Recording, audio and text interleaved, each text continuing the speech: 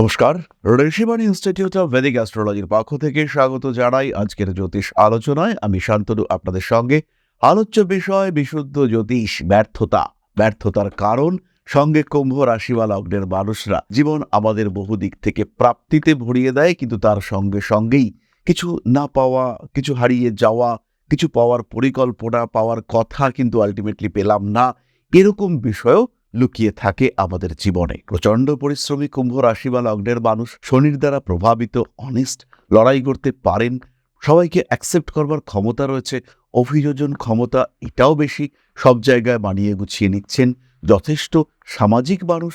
কিন্তু তাও এই সমস্যার কারণ কি, কেন এই সমস্যা? আজকের ভিডিওতে আমরা খুঁজবার চেষ্টা করব কেন কুম্ভ রাশি বা লগ্নের মানুষদের জীবনে ব্যর্থতা আসছে, কেন তারা বারবার প্রতিবন্ধকতার শিকার হচ্ছেন, কি কারণ তাদের এই পিছিয়ে আসবার বারবার, কেন তারা নিজের ইচ্ছা পূরণ করতে পারছেন না, কোথায় সমস্যা সেটা আমরা খুঁজব, বর্তমান পরিস্থিতি এবং আলটিমেটলি তাদের বেসিক ক্যারেক্টারিস্টিক্স। রাশি বা লগ্নের মানুষদের এই সময়ের সমস্যাগুলো যদি আমরা দেখি, প্রথম সমস্যা ডিসিশন নিতে পারছেন না, দ্বিতীয় সমস্যা বেশ খানিকটা কনফিউজড, তৃতীয় সমস্যা ফিনান্সিয়াল দিক থেকে স্ট্রেসের মধ্যে রয়েছেন, চতুর্থ সমস্যা শরীর সাথ দিচ্ছে না, আর পঞ্চম সমস্যা ফ্যামিলি, তাদের মধ্যে আপনি যে বন্ডিং এক্সপেক্ট করছেন সেই বন্ডিংটাকে আপনি পাচ্ছেন না। ফ্যামিলি হতে পারে, কর্মক্ষেত্র হতে পারে, এখানে যে বন্ধন, যে এখানে সম্পর্ক থাকা দরকার, সেই সম্পর্কের একটা ঘাটতি দেখতে পাওয়া যাচ্ছে এবং বারবার কন্টিনিউয়াসলি সেই ঘাটতি দেখতে পাওয়া যাচ্ছে। এবং এটাই কিন্তু এই মুহূর্তে কুম্ভ রাশি বা লগ্নের মানুষদের জীবনে সমস্যার সবচেয়ে বড় কারণ। এগুলিই কিন্তু কুম্ভ রাশি বা লগ্নের মানুষদের এই মুহূর্তের সমস্যা। কারণ দুটো, একটা প্রকৃতিগত, আপনি কেমন মানুষ তার উপরে ডিপেন্ড করবে, আর একটা বর্তমান সময়ের কারণে। 7.5 চলছে, লগ্নের উপরে রাহুর মুভমেন্ট, গুছিয়ে কাজকর্মগুলো মেটেরিয়ালাইজ করতে পারছেন না। যাদের জন্মকুণ্ডলিতে দেবগুরু বৃহস্পতি খুব বলবান, তারা সামলে নিচ্ছেন, কিন্তু যাদের জন্মকুণ্ডলিতে বৃহস্পতিও দুর্বল, শনিও দুর্বল, তারা কিন্তু কোনোভাবেই সামাল দিতে পারছেন না, অস্থিরতায় ভুগছেন এই মানুষগুলো। কিন্তু তার আগে আমরা জানব কেন এই ব্যর্থতা। কুম্ভ রাশির কিছু স্পেসিফিক ক্যারেক্টারিস্টিক্স সম্পর্কে আমরা জানব। এই মুহূর্তে লগ্নের ওপর রাহু রয়েছে, কিন্তু তার মধ্যেও তারা নিজেদের আদর্শ মেনটেন করবার চেষ্টা করছেন। তারা কিন্তু নিজেদের আদর্শ থেকে বেরিয়ে আসছেন না। নিজেদের এই আদর্শবাদী মানসিকতার কারণে তারা বারবার ব্যর্থতার মধ্যে পড়ছেন। প্রয়োজন পরিবেশ অনুযায়ী নিজেকে যে একটু বদলাতে হবে, নিজের আদর্শ থেকে একটু বাস্তবের দিকে ফিরে আসতে হবে, এই ধারণা কিন্তু কিছুতেই কুম্ভ রাশি বা লগ্নের মানুষ তিনি গ্রহণ করতে পারছেন না, নিতে পারছেন না। পরবর্তী বিষয়টি হলো আদর্শবাদী মানসিকতা এবং তার সঙ্গে সঙ্গে রিজিডিটি। আমার কথা এটা এবং এটা শুনে চলতে হবে, বা এটা সঠিক, এটা মানছ না কেন, আদর্শে মিলছে না, কুম্ভ সরে এলেন। দিনের শেষে কুম্ভ একা, সবাই এক জায়গায় রয়েছে, কুম্ভ রাশি বা লগ্নের মানুষ তিনি তার আদর্শ নিয়ে বসে আছেন, ফলে তিনি একা, এবং তাকে সাহায্য করবার, তার পাশে দাঁড়াবার, তার সুখে সুখী হওয়ার মানুষ নেই। এই ঘটনা বারবার কুম্ভের সঙ্গে দেখতে পাওয়া যায়। এবং বাকি সমস্ত মানুষ, তারা কিন্তু আদর্শ থেকে বেরিয়ে এসেছে, তারা সবাই সেই বিষয়টিকে গ্রহণ করেছে যে এটা তাদের আদর্শ বিরোধী। ঠিক আছে, বস বলেছে করছি, কিন্তু কুম্ভ সেটা করতে পারছেন না, তার মধ্যে ইরিটেশন তৈরি হচ্ছে, নিজেই নিজের মধ্যে দগ্ধ হচ্ছেন, একটা অদ্ভুত দহন কাজ করছে তার মধ্যে। ফলে কুম্ভ রাশি বা লগ্নের মানুষ তারা অস্থির হয়ে পড়ছেন। পরবর্তী সমস্যা এখান থেকে সৃষ্টি হয়। যখন কুম্ভ একা, যখন কুম্ভ বেশ খানিকটা ব্যর্থ হয়েছেন, এবার কিন্তু কুম্ভ তার নিজের ক্ষেত্রটিকে আইডেন্টিফাই করার চেষ্টা করতে শুরু করলেন। কুম্ভ রাশি বা লগ্নের মানুষ তারা বুঝলেন যে এই পথে কাজ হবে না, পথটাকে বদলানো উচিত। আর এই যে পথকে বদলালেন, কুম্ভ কিন্তু আগের যাত্রাকে সম্পূর্ণ বিস্মৃত হলেন। আগের দিকটা, পুরনো দিন, ইতিহাস সম্পূর্ণ ভুলে গিয়ে কুম্ভ নতুন যাত্রা শুরু করলেন। একদম নতুন এই যাত্রায় অভিজ্ঞতার অভাব হতে পারে, অর্থনৈতিক সাপোর্টের অভাব হতে পারে, সঙ্গীর অভাব হতে পারে, নিজের অর্জিত জ্ঞানের অভাব হতে পারে। কিন্তু আলটিমেটলি কি হলো, কুম্ভ রাশি বা লগ্নের মানুষটি তিনি ব্যর্থ হলেন। ফলে এই হঠকারী সিদ্ধান্ত গ্রহণ, এটাও কিন্তু কুম্ভ রাশি বা লগ্নের মানুষদের ব্যর্থতার অন্যতম প্রধান কারণ। এর ফলে একদিকে আগের কাজ অসম্পূর্ণ থেকে গেল এবং সেই কাজের কিছু বার্ডেন থেকে যায় কুম্ভের ওপরে। তার সঙ্গে সঙ্গে বর্তমান যে নতুন কাজ বা নতুন বিষয়টি শুরু করলেন, সেটা নতুনভাবে শুরু করবার কারণেও সেখানে সাফল্য আসতে বিলম্ব তৈরি হয়। কিছু কিছু কুম্ভ রাশির মানুষ ধরে রাখতে পারেন ধৈর্য, কিন্তু বেশিরভাগ ক্ষেত্রে তাদের পক্ষে ধৈর্য ধরে রাখাটাই কিন্তু কঠিন হয়ে দাঁড়ায়। এরপরে বলবো কুম্ভ রাশি বা লগ্নের মানুষ তারা কিন্তু অতিরিক্ত যুক্তিবাদী। তাদের কাছে লজিক রয়েছে এবং সেই লজিক যদি তাদের নিজস্ব লজিকের সঙ্গে ম্যাচ না করে, ধরুন আপনি কোনো একটা কথা কুম্ভকে বললেন, ভালো কথা, কিন্তু তার যে লজিক সেই লজিকের সঙ্গে বিষয়টি যদি ম্যাচ করে তাহলে কিন্তু অ্যাটাচমেন্ট খুব ভালো। তাহলে আপনার সঙ্গে তার অ্যাটাচমেন্ট থাকলো, আপনার সঙ্গে গুছিয়ে সে চলতে লাগলো, সব ভালো কথা।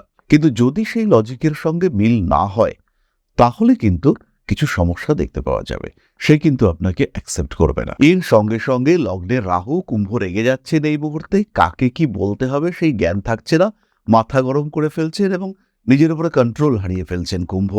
প্রতারিত হচ্ছেন, মানুষের দ্বারা ঠকছেন, হঠাৎ করে কিছু একটা করতে হবে আর ধৈর্য ধরছে না, এরকম বিভিন্ন রকম মানসিকতা আপনাকে অস্থির করে রেখেছে এবং এই সমস্ত কিছু মিলেই এই মুহূর্তে কুম্ভ কিন্তু নিজের কাছে নিজে কিছুটা পিছিয়ে পড়েছেন। কিন্তু আপনার মনে হচ্ছে যে জীবনটা আর একটু গুছিয়ে থাকা দরকার ছিল, সেটা এখনো গুছায়নি। এবার প্রশ্ন হলো কুম্ভ কিভাবে এই জায়গা থেকে বেরিয়ে আসবেন।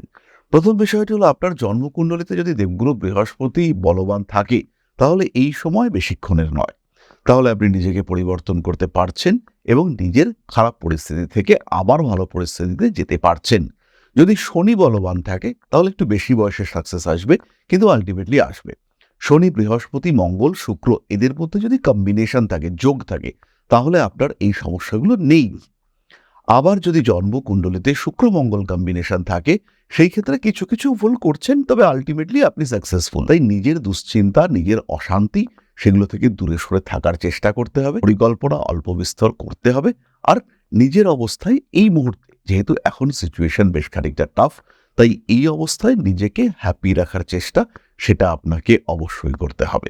কিছু কিছু প্রতিকূল পরিস্থিতি আসবে, কিন্তু সেই পরিস্থিতিতে নিজেকে স্থির রাখার চেষ্টা এটা কুম্ভকে করতে হবে। কুম্ভ পারবেন এটা, কারণ আপনার রাশিটাই তো স্থির প্রকৃতির। তাই বিরাট দুশ্চিন্তার কারণ কিন্তু এখানে নেই।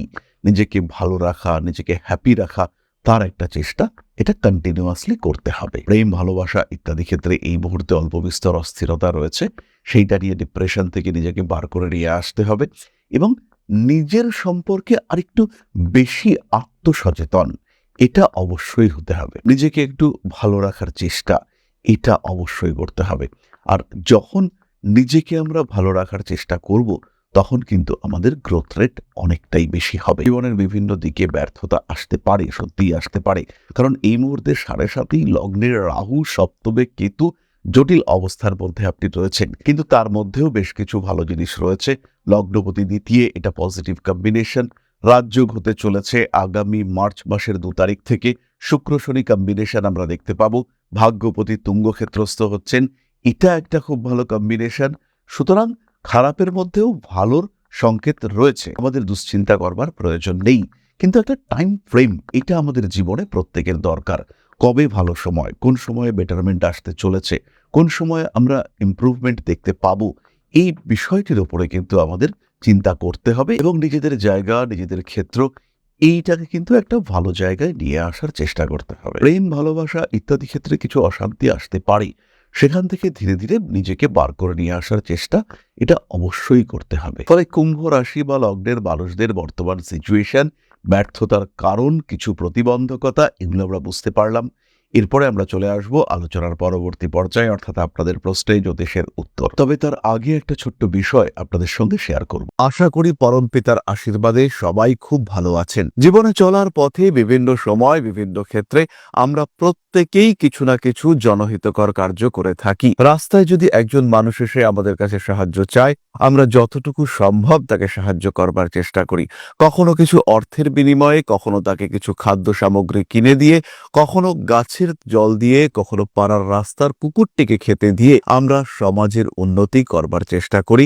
আমরা সমাজের প্রতি আমাদের সামাজিক দায়বদ্ধতা পালন করবার চেষ্টা করি, কারণ প্রত্যেকেই আমরা মানুষ, প্রত্যেকের মধ্যেই রয়েছে মনুষ্যত্ব, প্রত্যেকেই আমরা অপরকে সাহায্য করবার জন্য অল্প বিস্তর দায়বদ্ধ। এই ভাবনা নিয়েই অধ্যাত্ম সেবা এবং প্রকৃতি পূজনের ব্রতে ব্রতী হয়েছি আমরা। আপনাদের সহযোগিতায় গঠন হয়েছে পরম ব্রহ্ম মিলন মঠ ও সেবাশ্রম। দীর্ঘদিন ধরেই, প্রায় বিগত 3 বছর ধরে বিভিন্ন সময়ে, বিভিন্ন অবস্থায়, বিভিন্ন পরিস্থিতিতে মানুষের পাশে গিয়ে আমরা দাঁড়িয়েছি। মানুষের পাশে যতটা সম্ভব সাহায্য করবার চেষ্টা আমরা করেছি আমাদের ক্ষুদ্র সামর্থ্যে। বারংবার আমরা পেয়েছি আপনাদের সাহচর্য, বারংবার আপনারা বাড়িয়ে দিয়েছেন আপনাদের সহযোগিতার হাত। তাই আরও একবার আপনাদের সামনে আজ আমি আবার এসেছি পরবর্তী কর্মসূচিকে বাস্তবায়িত করবার জন্য। বিগত দিনগুলিতে বিভিন্ন সময় আমরা বিভিন্ন ক্ষেত্রে ডোনেশন কর্মসূচি করেছি। আমরা শীতকালে কম্বল বিতরণ করেছি, মোজা চটি বিতরণ করেছি, মশারি বিতরণ করেছি ডেঙ্গুর সময়, করোনার সময় খাদ্য সামগ্রী বিতরণ করেছি আমরা। তার সঙ্গে সঙ্গে ছোট ছোট শিশুদের পড়াশুনো এগিয়ে যাওয়ার জন্য সারা বছরের সমস্ত শিক্ষা উপকরণ আমরা বিতরণ করেছি। তাদের সঙ্গে আমরা সময় কাটিয়েছি এদের শিক্ষার ক্ষেত্রে যাতে ডেভেলপমেন্ট হয়, তাই বেশ কিছু এলাকায় আমরা সম্পূর্ণ বিনামূল্য কোচিং সেন্টার পরিচালনা করছি। এবং বিশেষ বিষয়টি হলো যে প্রত্যেকটি ক্ষেত্রেই আপনারা কিন্তু প্রত্যক্ষ বা পরোক্ষভাবে আমাদের সঙ্গে আছেন। এই কর্মসূচিগুলিকে সঠিকভাবে এগিয়ে নিয়ে যাওয়ার জন্য এবার প্রয়োজন হয়ে পড়েছে একটি পরিকাঠামো, একটি সুগঠিত আশ্রমের, যেখানে বেশ কিছু মানুষ আশ্রয় পাবে, যেখানে বেশ কিছু বৃদ্ধ বৃদ্ধা তাদের দিনগুলিকে আরেকটু খুশির মধ্যে নিয়ে আসতে পারবেন, যেখানে বেশ কিছু অসহায় শিশু তাদের অভিভাবক খুঁজে পাবে, যেখানে বেশ কিছু নিষ্পাপ প্রাণ বিকশিত হওয়ার সুযোগ পাবে, যেখানে বেশ কিছু নিষ্পাপ প্রাণী তারা তাদের আশ্রয় খুঁজে পাবে। এই আশ্রম পরিকল্পনার জন্য, তার পরিকাঠামো নির্মাণের জন্য আমরা একটি জায়গা সিলেক্ট করেছি। সেই জায়গাটি ক্রয় করবার জন্য প্রয়োজন বিপুল অর্থের, যেটি কেবলমাত্র আমাদের প্রচেষ্টায় সংগ্রহ করা অসম্ভব। তাই আপনাদের প্রত্যেকের কাছে ছোট্ট অনুরোধ, প্রত্যেকেই অল্প অল্প করে এগিয়ে আসুন। প্রত্যেকের বিন্দু বিন্দু অনুদানে একদিন সিন্ধু স্বরূপ গড়ে উঠবে পরম ব্রহ্ম মিলন মঠ ও সেবাশ্রম। আমাদের প্রত্যেকের স্বপ্ন সমাজের জন্য কিছু করে যাওয়ার, সমাজকে উন্নততর পর্যায়ে নিয়ে যাওয়ার এই যে প্রচেষ্টা, এই যে ইচ্ছে, এই যে উদ্যম, এই উৎসাহ বাস্তবায়িত হবে আপনাদের সহযোগিতার মাধ্যমে। তাই আপনাদের প্রত্যেকের কাছে স্বনির্বন্ধ অনুরোধ, যতটুকু সম্ভব, যতটুকু সামর্থ্য, হতেই পারে অতি ক্ষুদ্র সেই সামর্থ্য, কিন্তু এসে পাশে দাঁড়ান। ইতিমধ্যেই বহু মানুষ তাদের যথাসম্ভব সাহায্যের হাত আমাদের দিকে বাড়িয়েছেন। আমরা তাদের প্রতি কৃতজ্ঞ। আমাদের আন্তরিক ধন্যবাদ আমরা জানাই তাদের প্রতি। এবং আপনাদের কাছেও আমাদের অনুরোধ, আপনারাও একটু একটু করে এগিয়ে আসুন। সবাই যদি অল্প অল্প করে এগিয়ে আসি, তাহলেই কিন্তু বিরাট কোনো স্বপ্ন বাস্তবায়িত হতে পারবে। সকলেই যদি অল্প অল্প করে এগিয়ে আসি, তাহলেই কিন্তু বিরাট এই মহান কর্ম বাস্তবায়িত হতে পারবে। একদিন আমার আপনার প্রত্যেকের স্বপ্ন পরম ব্রহ্ম মিলন মঠ ও সেবাশ্রম আধ্যাত্ম সেবা এবং প্রকৃতি পূজনের এই মহান দায়িত্ব নিয়ে এগিয়ে আসতে পারবে, একটি জায়গা তৈরি করতে সক্ষম হবে। সবাইকে জানাই অগ্রিম ধন্যবাদ এবং শুভেচ্ছা। সবাই খুব ভালো থাকবেন। নমস্কার। প্রশ্ন করেছেন রিমি, একটা বড় নাম ঠিকঠাক করে পড়া যাচ্ছে না, ডায়নামিক মেলোডিয়াস রিমি। আচ্ছা, নমস্কার, আমি অ্যাস্ট্রোলজি শিখতে চাই। ডেট অফ বার্থ 10/7/1975, সময় 1:15 PM, place of birth Midnapore. এটাতে কি আমি পেশা বানাতে পারবো? আমার সব প্রোগ্রাম দেখি, আমিও কর্কট রাশি, তুলা লগ্ন। বলবেন প্লিজ। রিমি, প্রথমেই বলি, অ্যাস্ট্রোলজি এটা আপনি শিখতে পারবেন। এর মুখ্য কারণ আপনার শনি, কেতু এবং মঙ্গলের অবস্থান। দেবগুরু বৃহস্পতির সঙ্গে শনির সম্পর্ক এটা ভীষণ পজিটিভ, এবং তার কারণে জ্যোতিষ আপনার অন্যতম পেশা হয়ে উঠতে পারে, এবং আপনার জীবনে আরও একবার ঘুরে দাঁড়াবার রাস্তা হয়ে উঠতে পারে এই জ্যোতিষ। সুতরাং নিজেকে ভালো রাখার জন্য, নিজে ভালো থাকার জন্য অবশ্যই জ্যোতিষ শেখা এটা আপনার জন্য একটা ভালো সলিউশন হতে পারে, একটা সেকেন্ড প্রফেশন হতে পারে, একটা সেকেন্ডারি সোর্স অফ ইনকাম তৈরি হতে পারে। তাই দেরি না করে ইমিডিয়েটলি জ্যোতিষ শিক্ষায় ভর্তি হন। আর এর সঙ্গে সঙ্গে বলি, শরীরের দিকে যত্ন রাখুন, আর ক্রোধের উপর নিয়ন্ত্রণ এটা কিন্তু আস্তে আস্তে বাড়াতে হবে। একটা অদ্ভুত ইগো প্রবলেম সেটা আপনার মধ্যে কাজ করতে দেখতে পাওয়া যাচ্ছে, সেখানে একটা নিয়ন্ত্রণ নিয়ে আসার চেষ্টা এটা কিন্তু অবশ্যই আপনার করা উচিত। তাহলে আজকের আলোচনা আমরা আর দীর্ঘায়িত করব না। সবাই সুস্থ থাকুন, ভালো থাকুন। মা শ্রী শ্রী আদিশক্তির পূর্ণ আশীর্বাদ বর্ষিত হোক আপনাদের উপর। সমৃদ্ধ, আরো সমৃদ্ধ হয়ে উঠুক আপনাদের প্রত্যেকের জীবন। জয় মা আদিশক্তি। নমস্কার।